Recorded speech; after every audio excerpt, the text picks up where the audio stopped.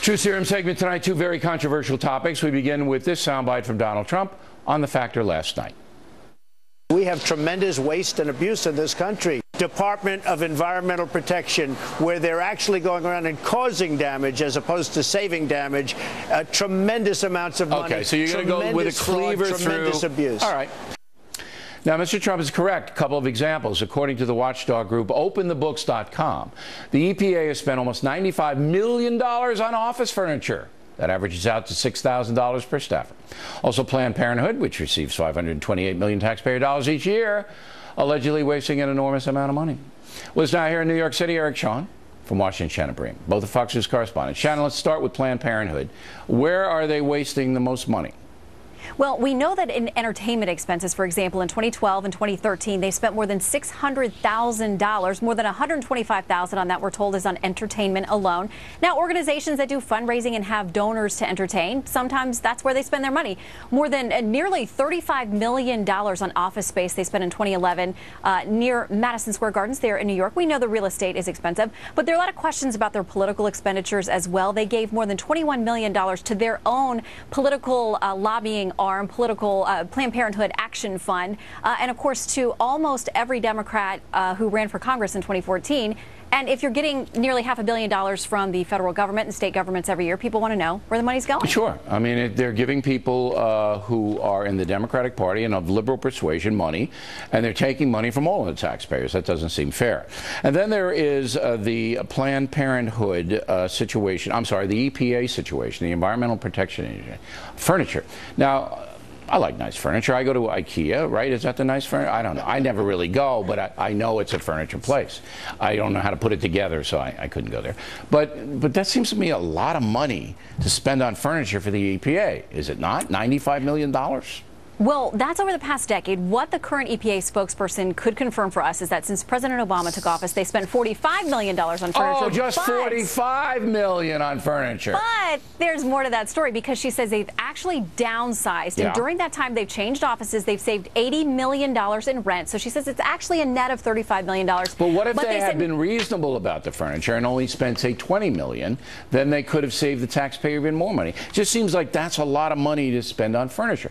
I mean, do they need fold-out beds? You know, in the EPA? I think you just need a chair and a desk and maybe a little lounge chair for after hours. Well, I'm not sure. The interesting thing is they said the old furniture wouldn't fit in the new space, so that's why they had to get new furniture while they were downsizing. But you don't have to get a lot of. You don't have to get a lazy boy. You know, you just get a chair and a desk, and then that's what it is. Okay. Now there's a woman who is in Congress, Eleanor Holmes Norton in North Carolina, and she's not at all bothered about the Planned Parenthood fetal tissue controversy. Roll the tape. There's not a single individual in the United States today who hasn't benefited from fetal tissue. Perhaps much of the public doesn't know that rubella, measles, and other vaccines owe their discovery to fetal tissue, which has been legal since 1992. Wow, and I apologize to North Carolina that she's from D.C. I read NC here.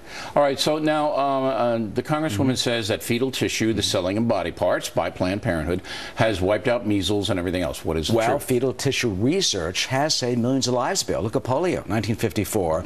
That vaccine was created through a kidney cell from a fetus. You've got the vaccines now: chickenpox, rubella, that's German measles, hepatitis, shingles, rabies, are all from fetal tissue research. Those from two aborted fetuses back in the 1960s. They've grown the cell lines since then. But the scientists say a lot of research now in Parkinson's, spinal cords, ALS, Alzheimer's, Down syndrome, degenerative eye disease, and the Ebola vaccine that was created this year all came from and are being researched by using fetal tissue. They say it's really invaluable. All right, so there is a point that you say fetal tissue from aborted babies can be used for good.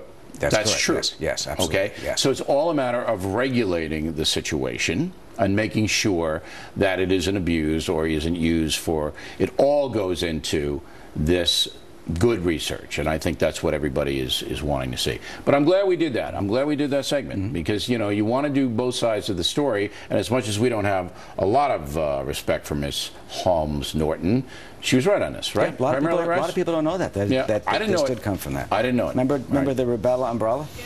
I don't. I don't remember any of that. We were kids, and with a little commercial to protect us. I can't even describe how stupid I was as a kid. I mean, I didn't even know what state I lived in. So, all right, Eric and Shannon, thank you. Plenty more Heads of Fact and Moves along this evening. New batch of emails written to and by Hillary Clinton released today. We'll tell you what the headline is. And Miller on the seizure of private property. Also, Rudy Giuliani on who he thinks is gaining in the Republican field. We hope you stay tuned for those reports.